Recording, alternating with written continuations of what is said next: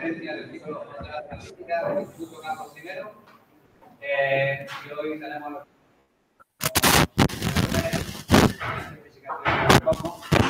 va a hablar de galaxias en el espacio. Pues nada, muchas gracias a todos por estar aquí. Me encanta ver la sala así llena. Y primero de todo me gustaría agradecer a Pablo la invitación para formar parte de este ciclo de... Tengo como un poco de repetición con... Espera, voy a bajar. Yo me oigo. Lo que pasa es que si he bajado el volumen, no sé si me oirán los del Google Meet.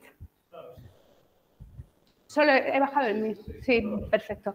Pues nada, poder participar en este ciclo de charlas del Instituto Carlos I para poder presentaros algunos de los resultados de un trabajo que llevamos ya muchos años haciendo dentro del grupo y que está dando ya unos resultados muy interesantes. Nosotros trabajamos en evolución de galaxias. Voy a presentaros hoy un poco cómo evolucionan las galaxias dentro de la estructura a gran escala del universo, un poco como el título, ¿no? Este encaje cósmico que se ve en el background de esta imagen, que es una imagen de una distribución real de galaxias, está hecha usando el cartografiado de Sloan, y se resaltan aquí algunas de las galaxias que hemos analizado en este trabajo. Pues antes de empezar a explicaros un poco cómo se forman estas estructuras, que es la estructura a gran escala, me gustaría comenzar a daros unos resultados de la cosmología actual, que además también el Departamento de Física Teórica del Cosmos hemos formado parte con el satélite Planck, principalmente Eduardo Bataner, y son los resultados que no por estar respaldados por ya décadas, ¿no?, de trabajo y evidencias empíricas, sigue resultando un poco inquietante, y es la distribución de densidad de materia y energía en el universo. Os pongo aquí, estos son lo que se llama el paradigma cosmológico actual, que se llama el lambda CDM, por sus siglas en inglés, de materia oscura fría, del lambda cold dark matter, y esta aquí es un poco la representación, el pastel de la densidad de materia en el universo. Como veis, la mayor parte es casi un 70%, es la densidad de energía oscura, un 27% materia oscura y solo aproximadamente un 5% la materia bariónica, la materia ordinaria que conocemos. Es inquietante porque estos resultados en realidad de la energía oscura aún no conocemos su naturaleza y las propiedades físicas que tiene. Un poco nos pasa lo mismo de la materia oscura y casi todos los resultados empíricos que os mostramos están basados en este 5% de la densidad de materia, que es la que podemos observar. Es verdad que la materia oscura inferimos su presencia y su distribución a través de la fuerza de la gravedad, ¿de acuerdo? Usando, este es el último, esto fue ya en el 2019, que se ajustaron los parámetros, se afinaron los parámetros usando los datos de Planck. En este paradigma cosmológico, la constante de Hubble es de 67,6 kilómetros por segundo por megaparsec, lo que da una edad del universo de 13,8, aproximadamente 13,8 gigaaños. En esta tableta de aquí os pongo un poco porque voy a mostrar simulaciones a diferentes corrimientos al rojo del universo y claro, la traducción del corrimiento al rojo a una edad del universo depende de la cosmología, ¿de acuerdo? Entonces, usando estos parámetros cosmológicos, quiero que tengáis un poco en mente que aproximadamente a un redshift 20 el universo tenía unos 200 millones de años. A redshift 2, que es donde se supone que hubo un brote de formación estelar masivo, que es donde más estrellas han formado. Estamos a una edad del universo de alrededor de 3,4 gigaaños. Y a un Z de 0,5, pues aproximadamente la edad del universo es de 9 gigaaños. Os preguntaréis a lo mejor, ¿el CMB a qué redshift está? ¿no? El fondo cósmico de microondas, que de hecho, Eduardo, yo creo que estuvo aquí hablando precisamente de eso, de todos los resultados de Planck, de todo este pastel que os muestro aquí. Pues aproximadamente la edad del universo eran unos 300.000 años, con lo cual eso, con esta cosmología da un redshift de por encima de 1000. ¿Vale? Bueno, pues os voy a mostrar un poco dentro de esta cosmología cómo se forman las estructuras y cómo evolucionan las estructuras. Las estructuras parten primero de una densidad, unas fluctuaciones de densidad de materia que provienen a su vez de unas fluctuaciones cuánticas del universo primordial. Os voy a mostrar unas simulaciones, pero antes de ello, las simulaciones las voy a volver a pasar. Pero antes de ello quiero primero hablar un poco de cuáles los ingredientes que tienen estas simulaciones numéricas que utilizamos. También comentaros un poco que las simulaciones cosmológicas, numéricas cosmológicas que utilizamos hoy en día son consorcios, grandes consorcios, lo vais a ver, son grandes consorcios en los que participan muchas instituciones porque el poder de computación que se requiere es muy alto y el poder también humano para el análisis de estos resultados. Voy a volver a pasar la simulación antes, para poder discutir un poco y hablaros un poco de la creación de estas estructuras. Esto es como una especie de rodaja del universo, ¿vale? De hecho, os he traído, que luego la voy a discutir, una maqueta que tenemos de un volumen cosmológico, luego lo volveré a mencionar. De acuerdo. Bueno, pues para estas simulaciones, digamos, los ingredientes de entrada son estas fluctuaciones de densidad que siguen el espectro de potencias obtenido con los resultados de Planck, por ejemplo. Es decir, esta cosmología, la cosmología que os he mostrado antes. Y luego tenemos también, en este 5% de materia, normalmente está representada su física a nivel subgrid, es decir, estas simulaciones no son capaces de resolver la física bariónica y se introducen algunas recetas semianalíticas, sobre todo que son fundamentales para la formación de las galaxias y la interacción de esas galaxias con el medio en el que se forman, ¿de acuerdo? La materia oscura y esa energía oscura con el resto de los componentes del universo. Esa física subgrid, esos bariones, digamos, los ingredientes fundamentales que tenemos que introducir son la formación estelar, que de hecho esta formación estelar es muy compleja y está dominada principalmente por unas escalas, luego voy a hablar de escalas de tamaño, escalas muy pequeñas, escalas muy por debajo del nivel del sistema solar, de alguna manera, ¿vale? También es importante para la evolución de galaxias, y esto os voy dando los ingredientes para que vayáis viendo un poco también qué es lo que vamos a tener que tener en cuenta. Vientos estelares que se producen principalmente en las fases tardías de la evolución de las estrellas y pérdida de masa. En la retroalimentación de esa formación estelar que inyecta en el medio, sea energía radiativa como energía mecánica, la del agujero negro, acreción de masa del medio, de gas, esas galaxias, y también cómo tratamos la fusión de agujeros negros. Voy a volver con esos ingredientes. Esta simulación es la del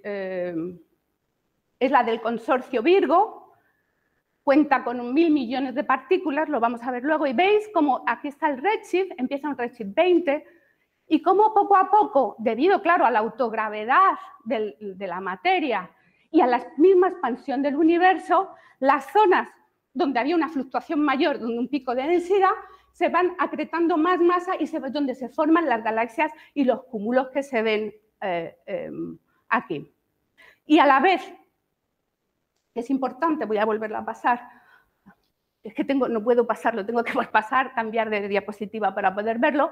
¿Ves que hay zonas con densidades bajas que también van expandiéndose y creciendo y van, de hecho, moviendo materia hacia las zonas más densas? Esos son lo que llamamos los vacíos cósmicos en los que me voy a centrar y en los que se ha centrado nuestro trabajo, las galaxias que habitan estos entornos. Vale. Voy a un poco de escalas. De nuevo voy a recurrir a unas simulaciones también del consorcio de Virgo. Estos son 1000 millones de partículas a unas escalas de 1 gigaparsec partido por h, que simplemente es respecto a la cosmología, la constante de Hubble, porque tu distancia depende de la cosmología que uno adopte. ¿De acuerdo? Aquí ya vemos a 250 megaparsecs muy claramente las estructuras que se estaban formando en el vídeo anterior. Y un poco aquí os quiero dar un poco las escalas para entender un poco a qué escalas estamos hablando de tamaños. Aquí tenéis algunos objetos conocidos igual por todos, igual los dos últimos no, pero bueno, ahora los mencionaré. El tamaño en megaparsec.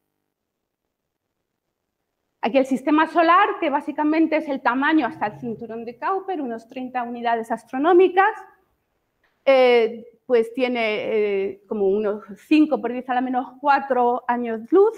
La Vía Láctea tiene ya unos 100.000, el diámetro de la Vía Láctea en el óptico, en estrellas, unos 100.000 años luz.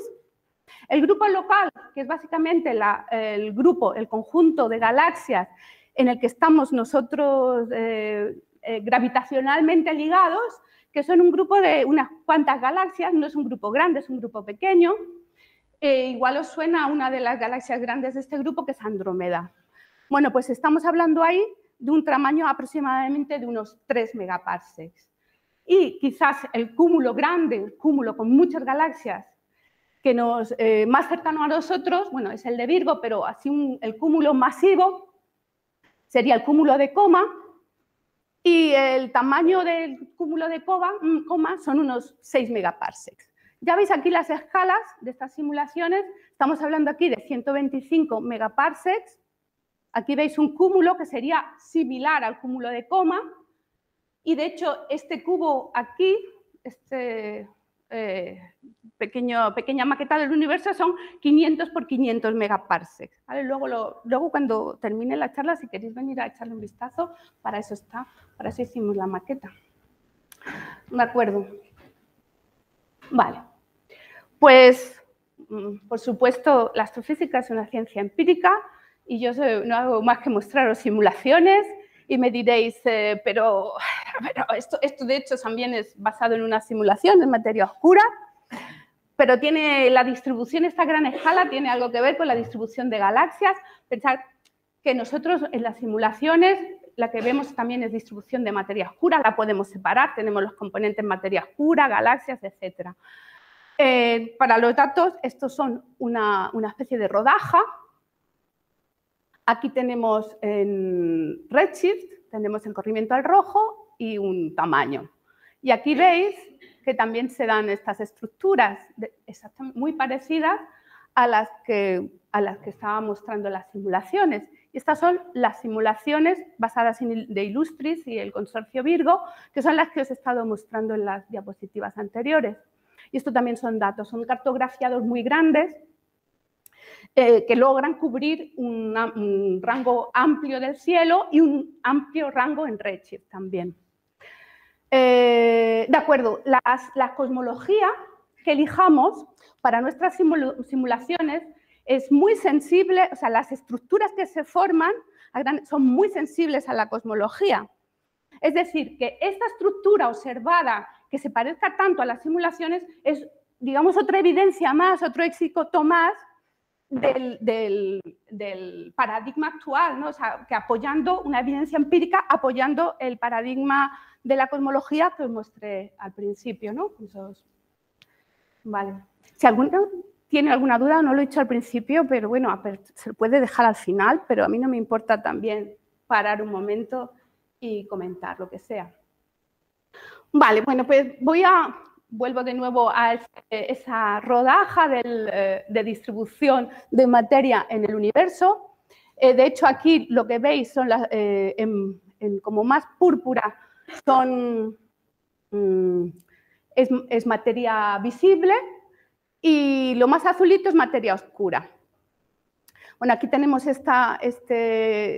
digamos, este área de 125 megaparsecs, esta rodaja, y se pueden distinguir claramente zonas que tienen una densidad por debajo de la media del universo. De hecho, la densidad media de estas zonas, que se llaman vacíos cósmicos, es alrededor del 10% de la media del universo. Y unos tamaños considerables, estos, de hecho, entre 20 y unos 100 megaparsecs. De hecho, el tamaño de estos vacíos cósmicos ha sido uno de los impedimentos que ha hecho que pudiéramos analizar datos y analizar la evolución de estas estructuras debido a este tamaño, porque necesitamos cartografiados muy amplios que cubran rangos muy grandes del cielo, y además requerimos también simulaciones no solo que cubran esos volúmenes, sino que además tengan una resolución interna en la que podamos resolver las galaxias. Si no, podemos ver la estructura más o menos global que tienen el universo, pero cuando queremos ir a ver halos, y distinguir pequeños halos y ver qué galaxias se forman dentro, no somos capaces de resolver. Veis que las escalas a nivel computacional, el esfuerzo que exige, ¿no? Porque estamos hablando de escalas muy diferentes. Luego también definimos los cúmulos, que un poco ya queda bastante claro lo que son. Los cúmulos se definen bastante fácil. Y otro ente estructural que es un poco más difícil de definir son muros y filamentos. Creo que son mucho más fácil de verlo cuando uno mira una estructura en 3D. Por eso también he puesto una diapositiva con una estructura. Esto es solo materia oscura. En el otro había física bariónica en esas simulaciones, en estas no, solo gravedad y partículas de materia oscura.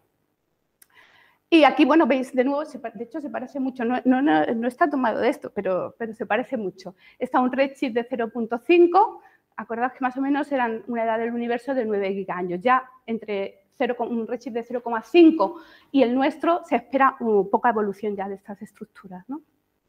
Bueno, aquí veis de nuevo muros y filamentos, los cúmulos, que son estos nodos donde se juntan muros y filamentos, y estos vacíos, que son estas zonas con menor densidad. Como digo, la mayor parte lo voy a mostrar después, pero casi todos los estudios de cosmología se han centrado precisamente en analizar cúmulos de galaxias, porque era más fácil obtener observaciones y la resolución numérica de las simulaciones también permitía poder analizar las galaxias dentro de cúmulos. Solo hace poco hemos podido empezar a analizar galaxias tanto observacionalmente como teóricamente de los vacíos cósmicos. Vale, pues esto tomado de una simulación también de Illustris, pero es muy similar si se hace el cálculo con distribución de galaxias, ¿vale? Porque nosotros cuando observamos no tenemos la distribución de materia oscura, solo vemos la distribución de materia visible, aunque esa distribución esté afectada por el resto de los componentes. Aquí veis la fracción de masa de las diferentes estructuras del universo y la fracción en volumen. Como veis, en fracción de masa, entre filamentos y muros, ocupan la mayor parte de la masa del universo. Sin embargo, los voids y los cúmulos, que es aquí lo que llaman nodos, ocupan una fracción de masa de entre 15 y el 11% para los cúmulos. Sin embargo, en volumen, la fracción de volumen de los voids que ocupan es casi un 80% del volumen del universo está ocupado por estos vacíos cósmicos, que no están vacíos. Ya os he comentado que tienen aproximadamente una densidad media del 10% de la densidad del universo. Bueno, ¿cómo evolucionan estas estructuras? Esto está tomado también de las mismas simulaciones que las anteriores, las Illustris, y aquí vemos cómo evoluciona la fracción en volumen y la fracción de masa para los diferentes componentes. Tenemos los vacíos en azul, en verde muros y en amarillo filamentos. Y es que los nodos no están porque ocupan tan poquito volumen que ni se dignan a ponerlos ahí. Y en fracción de masa, pues aquí veis cómo evoluciona desde el redshift 0 hasta el momento actual, desde el redshift 2, perdón, hasta el momento actual a redshift 0. Como veis, en los vacíos se están expandiendo en media. Están aumentando el volumen y evacuando se ve desde las simulaciones evacuando materia a las estructuras más densas que nos rodean esos vacíos.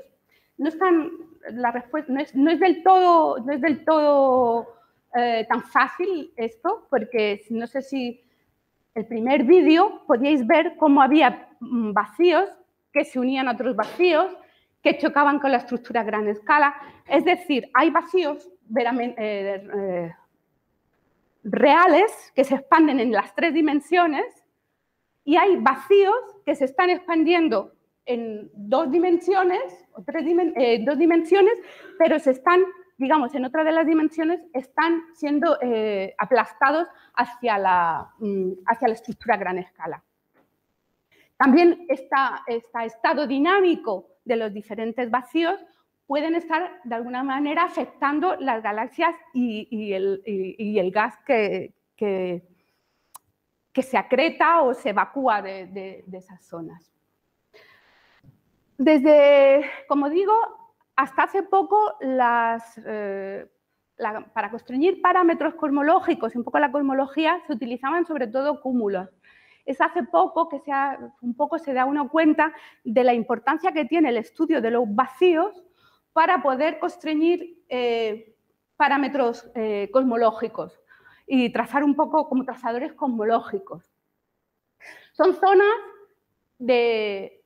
con un potencial gravitacional, o sea, tienen muy poca masa.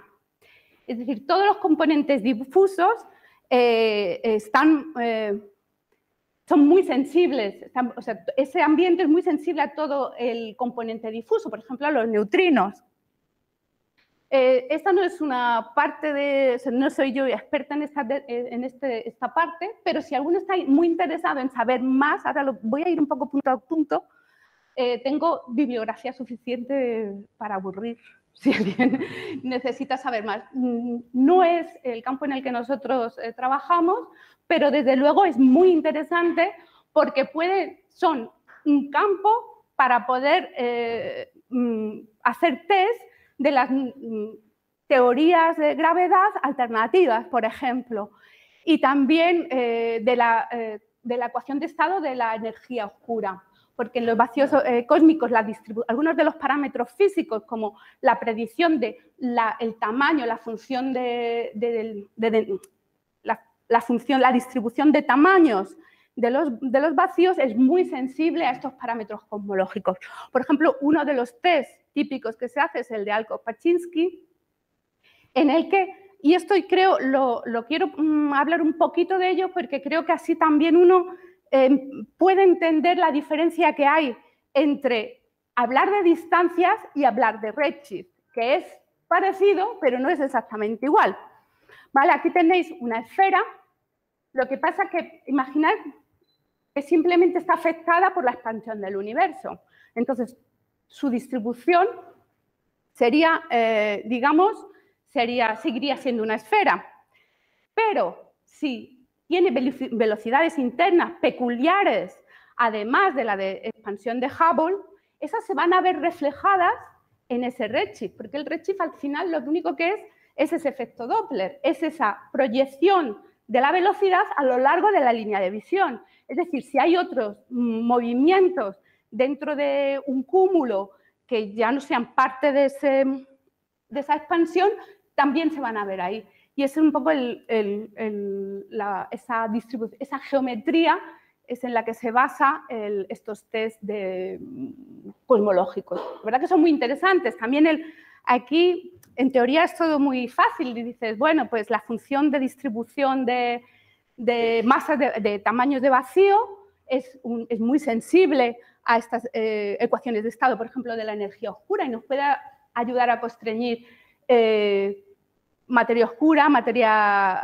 energía oscura, pero no es tan fácil determinar esos vacíos cósmicos. Si no, no voy a entrar en eso, pero la determinación de dónde termina un vacío y dónde no, o sea, cuál es la geometría exacta de ese, no es trivial. Bueno, pero a mí y al grupo lo que nos interesa, en lo que trabajamos, es cómo evolucionan las galaxias en esos ambientes tan vacíos. Si lo pensáis a veces también, y respecto al cosmología, cuando uno solo estudia cúmulos, los cúmulos tienden a estar virializados por la colisión que tienen entre las galaxias que componen el cúmulo. Entonces, parte de la memoria que tienen de las condiciones iniciales se ha borrado. Sin embargo, los voids, los vacíos cósmicos que viven todavía en un estado más lineal, digamos, en un régimen lineal, son capaces, retienen parte de esa memoria de las condiciones iniciales, con lo cual son laboratorios muy interesantes para estudiar cosmología. Y también la evolución de las galaxias, porque ese ambiente pristino, en ese ambiente en el que, digamos, de alguna manera la expansión es un poco más lenta, porque la autogravedad no domina, como en cúmulos, que ya la propia atracción entre los diferentes halos y las diferentes galaxias hace que la interacción aumente, que la evolución proceda de otra manera. En principio, eso es todo esto motivó que desde el grupo aquí en la universidad pues desarrollásemos un proyecto para analizar cómo son las galaxias, los vacíos cósmicos, que la verdad que a nivel es un nicho que está siendo muy productivo porque no se había hecho nada.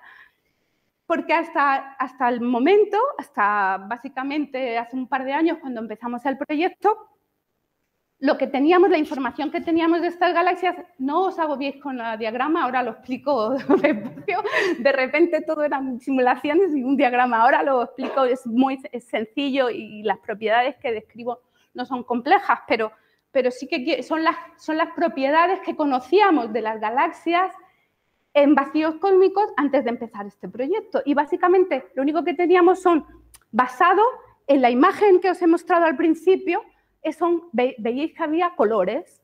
Bueno, pues podemos ver colores de las galaxias, porque te podemos tomar 2 filtros en el óptico y ver el color, o 3 filtros, 2 filtros. Aquí usamos nosotros 2 filtros, ¿vale? Que sería el G menos R. Aquí sería el color.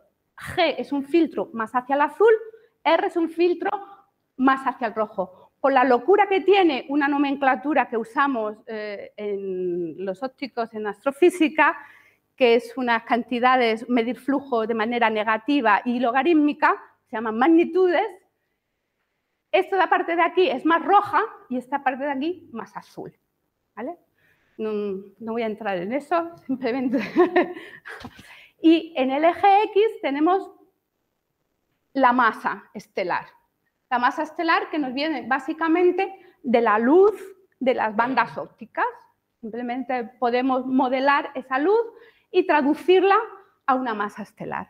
Y esta es un diagrama color-magnitud, o porque la magnitud absoluta, que es la luminosidad del objeto, se traduce en esta masa, es una relación lineal con la masa. Y aquí vemos que este diagrama color-magnitud, en general, el que se muestra o mostrarán en clase o el que hay, es este de aquí del medio, porque ya los filamentos son las galaxias que más abundan en el universo. Esta es el de los vacíos y este es el de los cúmulos, ¿vale? Esta parte roja de aquí básicamente refleja un tipo de galaxia, ¿vale? O sea, el hecho de que sea roja significa que tienen menos gas y menos formación estelar y son galaxias, de haber espirales también, pero en general, pues estos son más rojitas, tienen menos gas y no están formando ahora mismo estrellas. En este extremo de aquí, que sería el extremo azul, que no hay muchas en cúmulos, como veis, ya veis que hay una segregación morfológica clara en las diferentes estructuras del universo. Están dominados por galaxias más espirales, con más gas, con más formación estelar, ¿de acuerdo? Y aquí un poco son histogramas de esas dos magnitudes. Es una proyección de lo que veis aquí, pues una proyección en un histograma. Aquí tenemos un histograma, que yo me enrollo mucho. Voy muy despacito quizás, pero bueno, quiero que esto vaya quedando claro. Una distribución de masa para los colores son rojo los cúmulos, filamentos moraditos, y el azul las galaxias, una galaxia, la del proyecto Cavity, ya dando el spoiler aquí del nombre. Y aquí es la distribución de colores, es un poco simplemente la proyección de esto, pero veis que ya las propiedades son diferentes en los tres ambientes. Hay galaxias más masivas y ya nos está un poco indicando cómo se forman las galaxias en cada uno de los ambientes. Más masivas en cúmulos, lo ves aquí también, y más rojas. Vale, esto básicamente es lo que conocíamos antes de comenzar el proyecto. Y el proyecto empezó en el 2020, justo con la pandemia, tuvimos ese timing. Y se llama Calar Alto Void Integral Field Treasury Survey, es un proyecto delegado, lo que significa que todos los datos que nosotros conseguimos, todo el análisis que hacemos, lo devolvemos a la comunidad científica.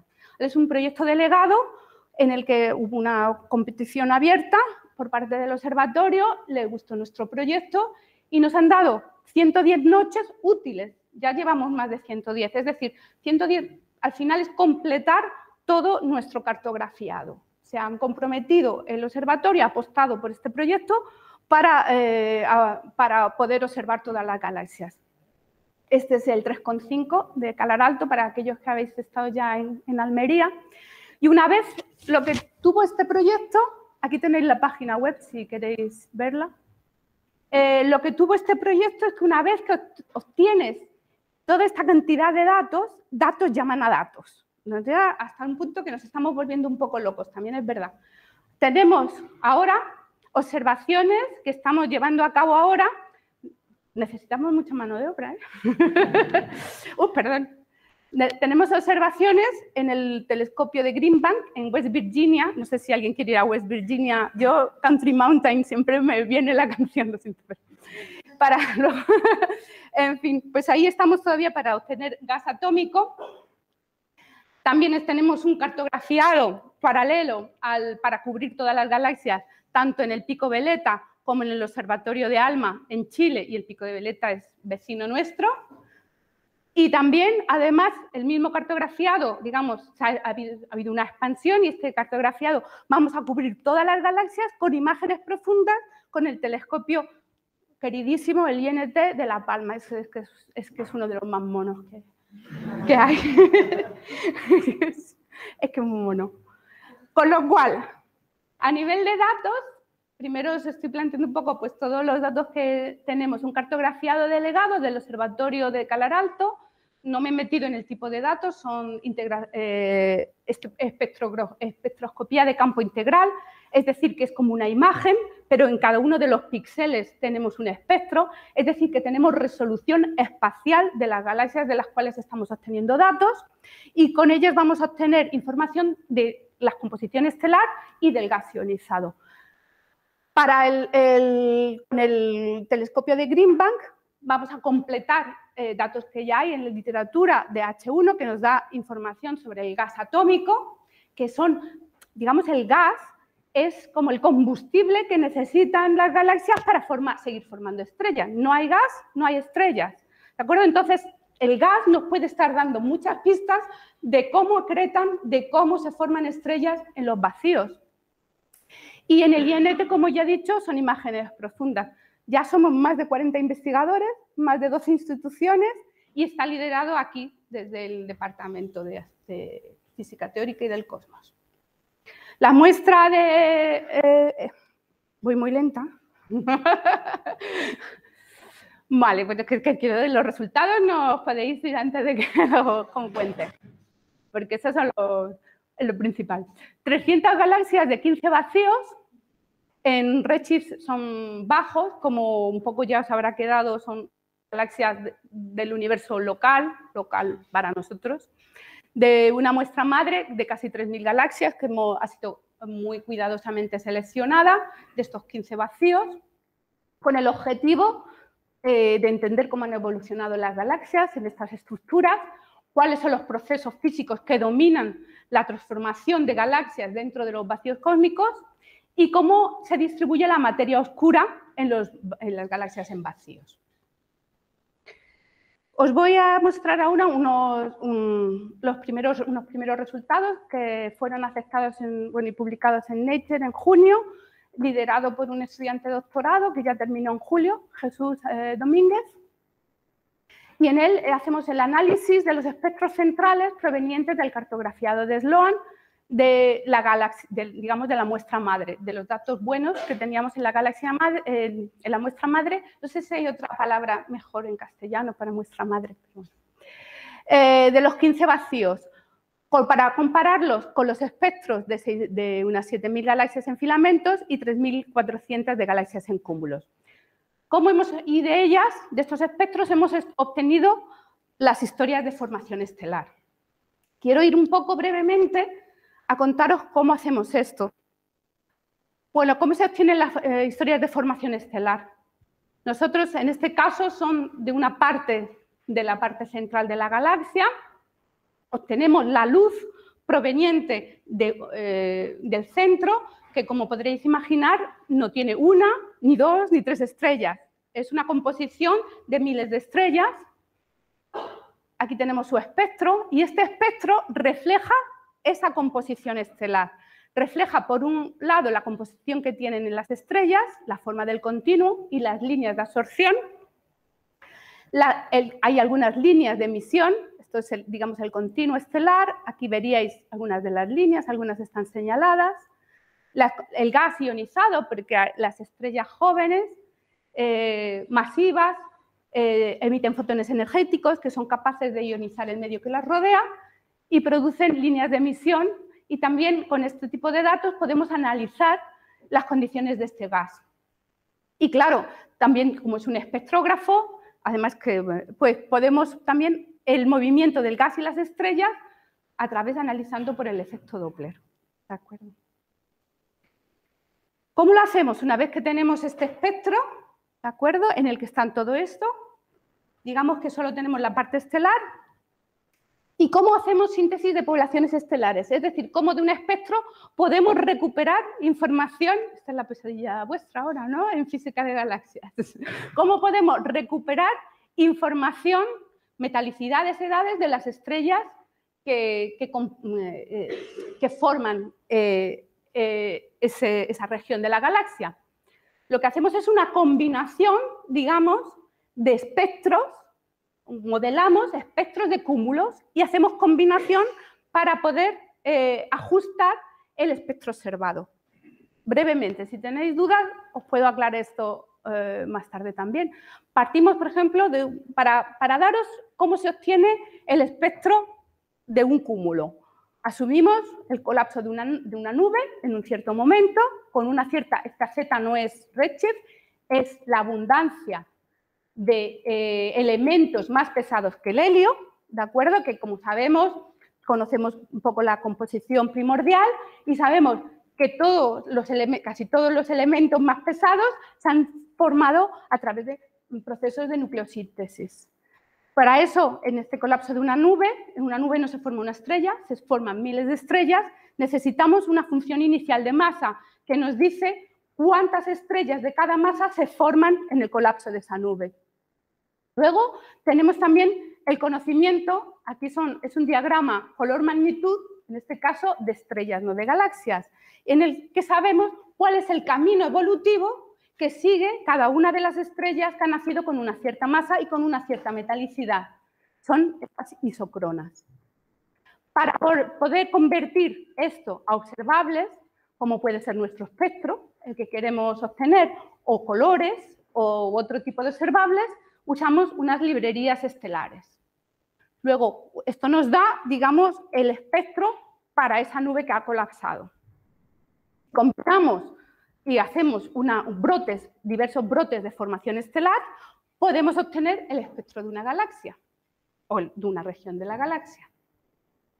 ¿De acuerdo? Nosotros lo que hacemos es un ajuste de todo el espectro. Usamos un código bayesiano que se llama STECMAC, que lo que hace es combinar, de alguna manera, la probabilidad de que una cierta combinación de esos espectros modelados, de esos SSPs, se ajuste nuestro espectro observado. Aquí veis, por un lado, esto es uno de los espectros nuestros del SLOAN.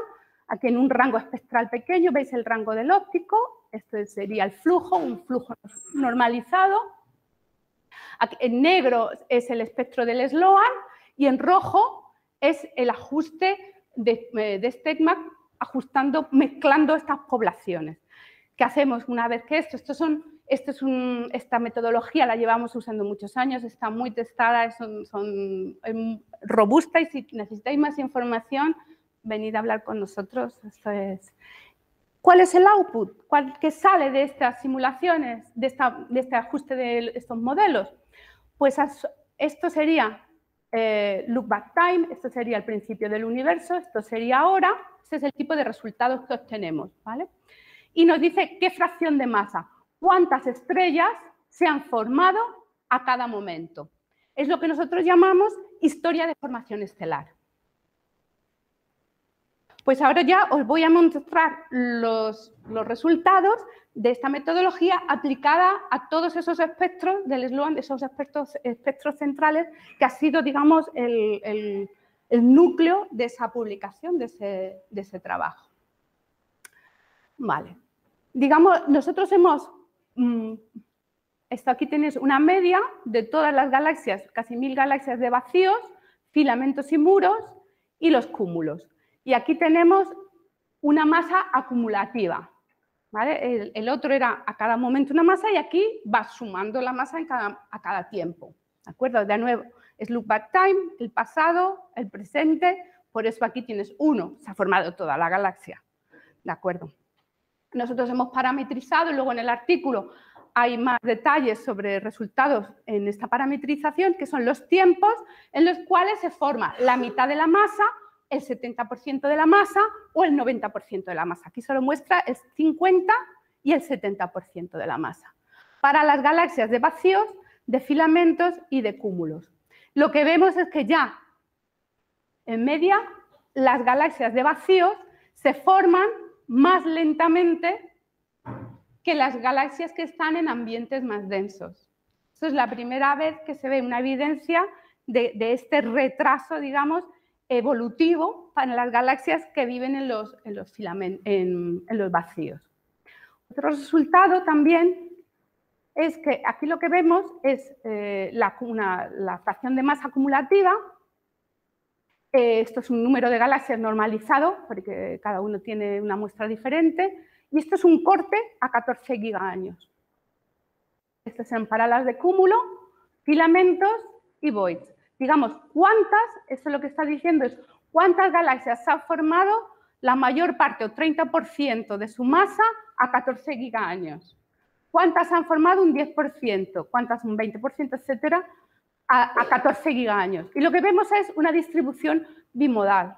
Y hemos podido hacer un análisis de las distribuciones, de las historias de formación estelar de las poblaciones de esas dos distribuciones.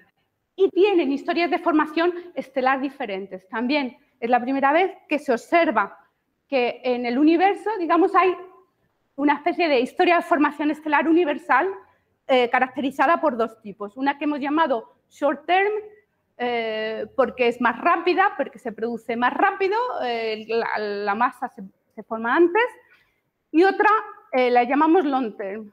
Y esta digamos que la formación, esta es una media de todas, es más continua, la formación estelar es más continua y la acumulación de masa también va produciéndose paulatinamente.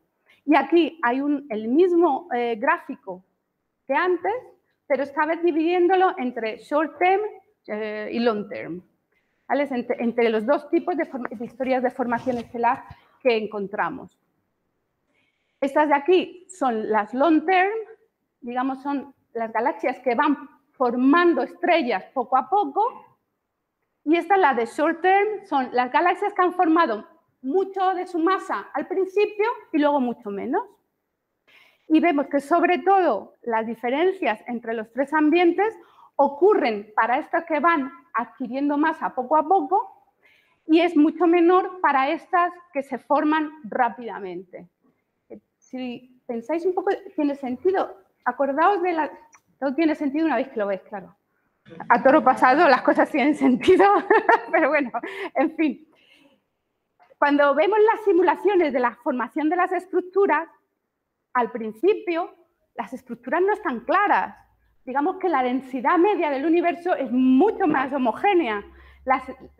Una galaxia que luego termina en un void, en ese momento vive en un sitio donde la densidad es alta y si le toca ser uno de estos, pues forma la mayor parte de su masa al principio.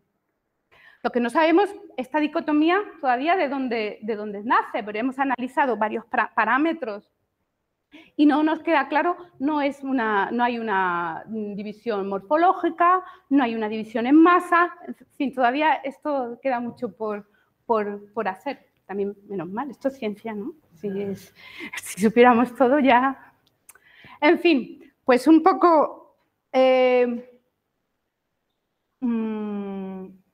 para resumir el trabajo que presentó Jesús en este artículo, el resultado principal, hay algunos que no quería que llevarais alguna idea principal, hay algunas diferentes también con los T50, T70 divididos en masa, pero quiero que esta idea, digamos, más clara, os quede también clara, que es las galaxias en cúmulos ensamblan su masa en tiempos más tempranos, probablemente sea por la fusión de estas protogalaxias, porque hay mucha más fusión, están dominados por las interacciones galaxia-galaxia, o protogalaxia-protogalaxia, y las galaxias en los vacíos cosmológicos proceden de una manera más lenta.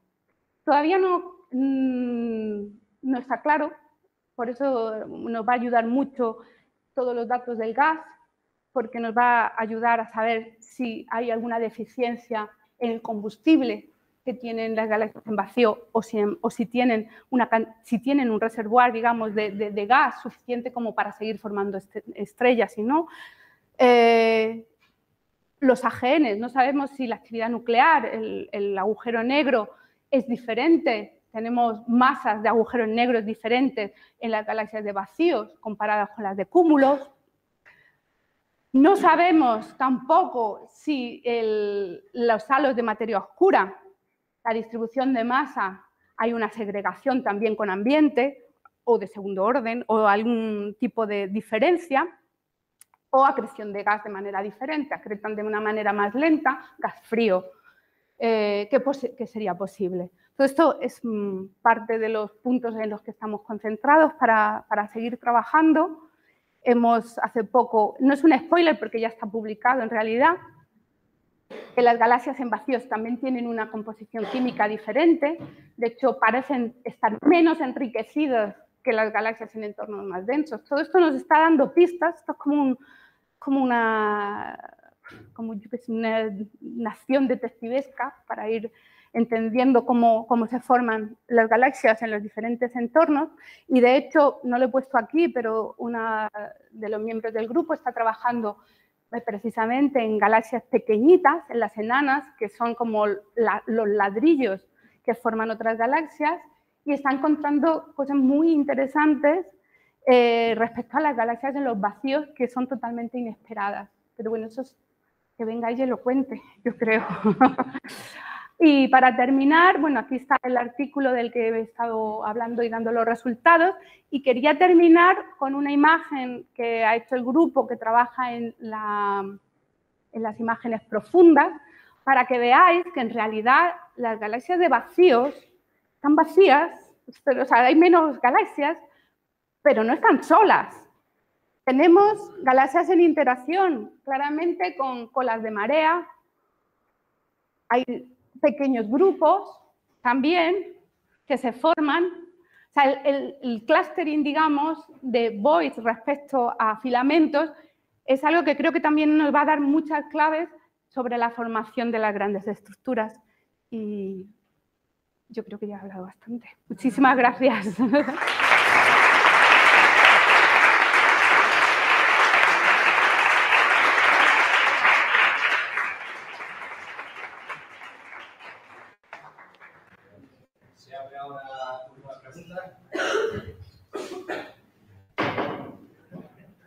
Os ha dejado los vacíos cósmicos.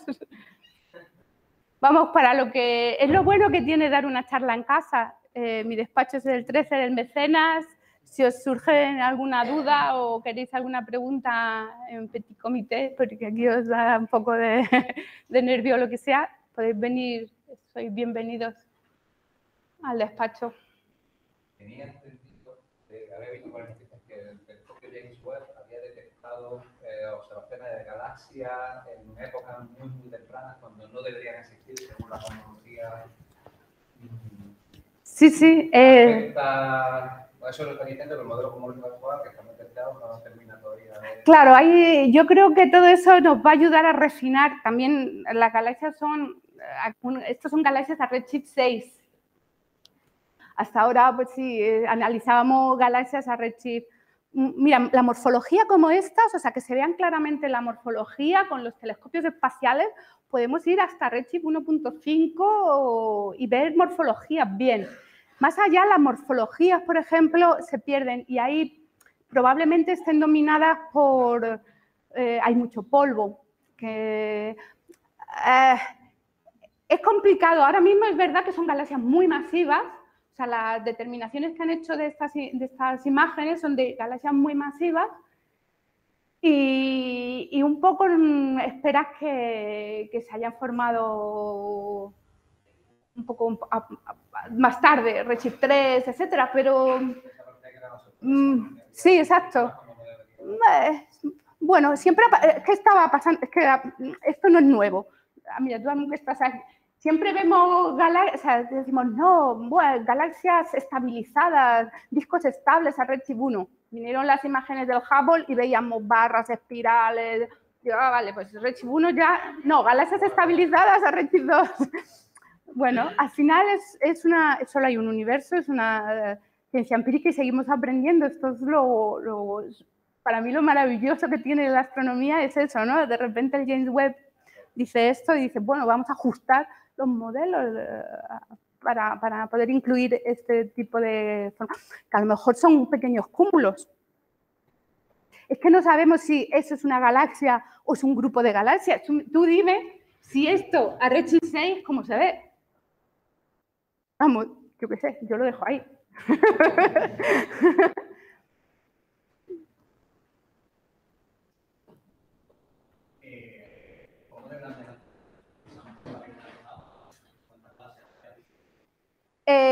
A ver, parte de una muestra de 80.000 galaxias, de ellas elegimos, tienes al experto detrás justo, a Salva, pero bueno, de ellas elegimos unos vacíos que estaban bien cubiertos en el Sloan, con unas características para poder cubrir, porque también queremos que las galaxias no estén todas, por ejemplo, en el centro del void, ¿no? Si queremos que también haya un muestreo espacial de ese void, porque es lo que nos va a dar claves para poder ayudar a la gente que hace los modelos de cosmografía, estos modelos o el Alcock-Paczynski o todos estos test, necesitas ese muestreo de todo el void.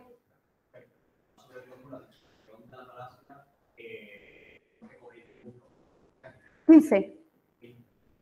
Eso estadísticamente, digamos que es suficiente porque entiendo que la historia que tenga el void también a la galaxia. Bueno, pero hay un grupo en Lyon que es el que hace esta cosmografía, que ha caracterizado un par de los 7 voids y ha visto que entre los voids que hemos elegido hay voids en diferentes estados dinámicos. Algunos espachurrados, otros en expansión. Espachurrado es la palabra técnica, ¿eh? A veces me escucho a mí misma y digo, madre mía, los alumnos cuando yo doy clases. Pero están siendo comprimidos hacia la estructura del filamento, por ejemplo, ¿no? Y entonces, a ver, los 15 voids se podrían...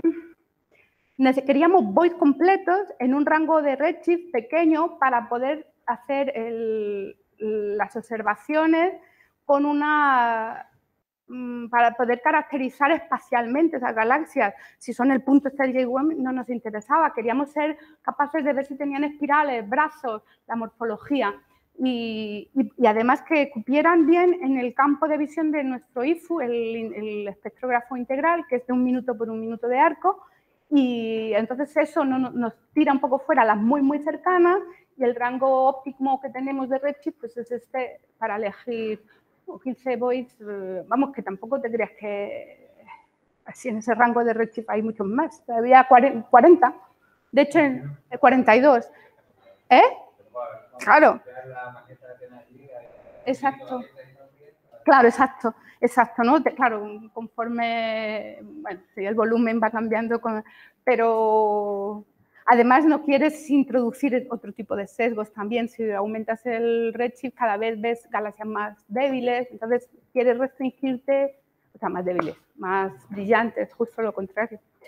Te restringes a un rango de redshift que te permita poder llevar a cabo la ciencia que quieres. Eso es lo que determina la muestra. Tenemos 42, nos concentramos en 15 porque también el tiempo IFU es finito. Si nos dan 200 noches más, hacemos los 42 voids.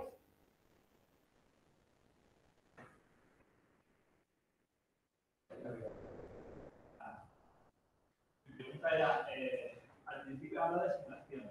Sí. Las simulaciones de alguna forma también capturan o también pueden medir de alguna forma. Entonces, ¿era un efecto que ya se veía, o sea, había intentado ver si las simulaciones ya lo predecían, o ahora resulta que las simulaciones tienen que incorporar este que hemos visto antes? Es muy buena pregunta. Como digo, es que las resoluciones espaciales son complejas para estas simulaciones y son de voids, es decir, casi toda la gente cuando hacía un zoom in con condiciones iniciales, o sea, coges un cubo, hay muchas maneras de hacer esto, pero una de las maneras es coger un cubo de los grandes, te eliges unas condiciones, te restringes a un cubo más pequeño y simulas todo con una resolución más alta. Casi siempre se han enfocado en cúmulos. Y ahora empieza a haber trabajos sobre galaxias en void. De hecho, un problema que tenemos, de hecho no hay unas predicciones claras.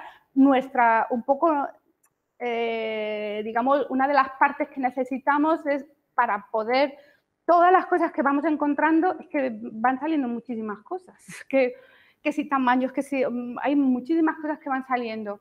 Porque, claro, era un poco un territorio desconocido, pero desconocido para las simulaciones también. Y sigue ahí. Pero es muy buena pregunta. ¿Cuál es considerada una escala de homogeneidad a partir de qué está?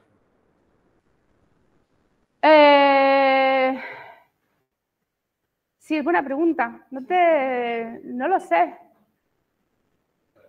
Un gigaparsec sí puede ser alrededor del gigaparsec.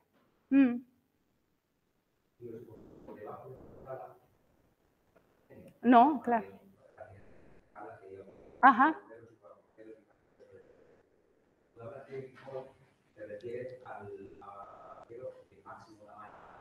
Al agujero de máximo tamaño. Vale. Hay una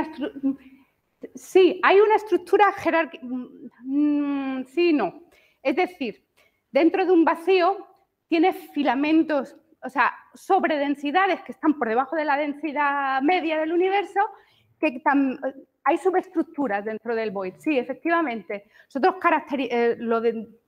las definimos, de hecho eso es una de las dificultades también de cómo definen los voids, ¿no? Pues son esas estructuras a gran escala, por encima de los 10 megaparsecs, por encima del tamaño de tus cúmulos, que tienen una densidad media de un 10%. Pero dentro puede haber subestructura. Sí, efectivamente.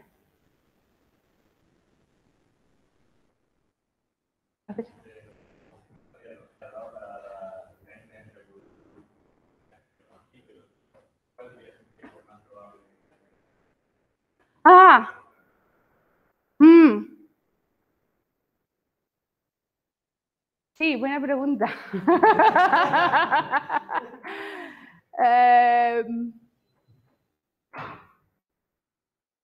Es que no tiene por qué haber uno solo, en cualquier caso. Puede haber unos causados por otros, o sea, puede haber la masa del halo va a determinar la masa de tu agujero negro. Tu agujero negro va a determinar también tu actividad nuclear. La retroalimentación de ese agujero negro hacia pues, expulsar gas hay una palabra feísima, pero la estamos como asumiendo todos, que se llama quenchear. Pero os explico, porque es que ya se nos ha quedado ya en el... Y es suprimir formación estelar. Tú necesitas gas, o sea, puedes ver cómo cambio las galaxias. Déjame que me vaya precisamente, a ver si lo haré. Va un poco despacito, pero... ¡Ahí! Vale. No. La siguiente, esta. Las galaxias, durante su evolución, es posible que vayan de la zona roja a la zona azul. Si acretan gas, por ejemplo, empiezan a formar estrellas.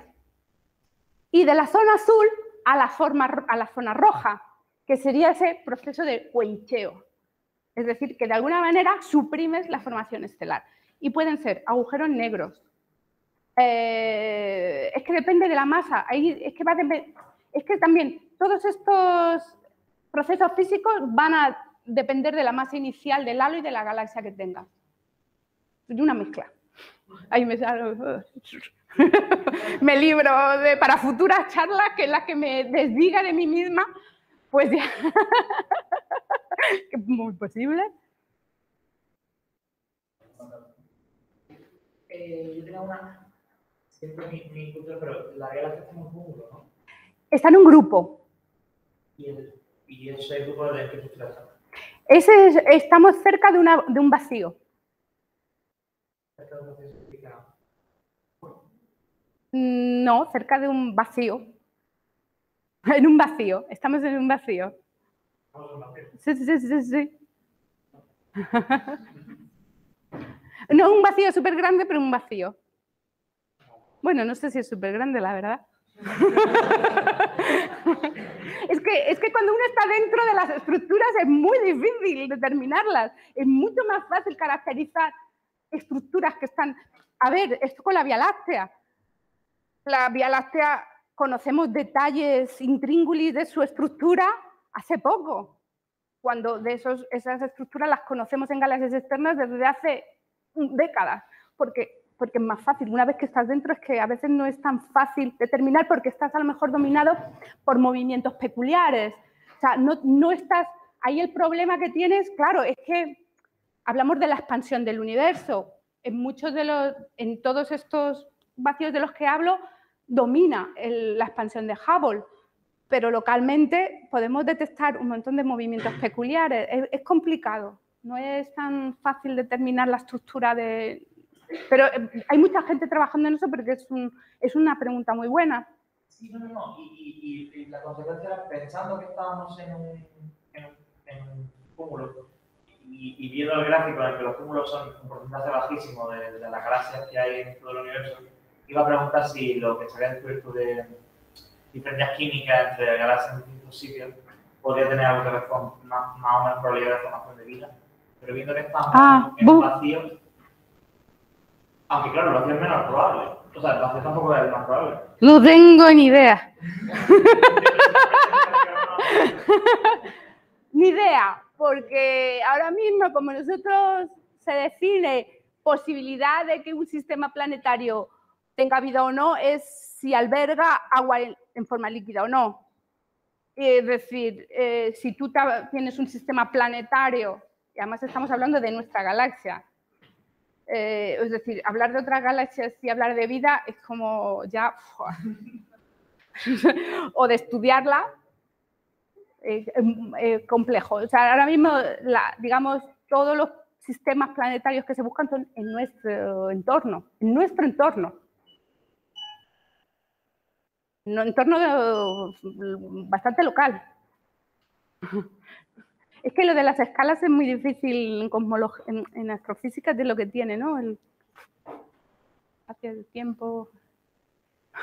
Pues si no hay más preguntas, te damos las gracias por la charla.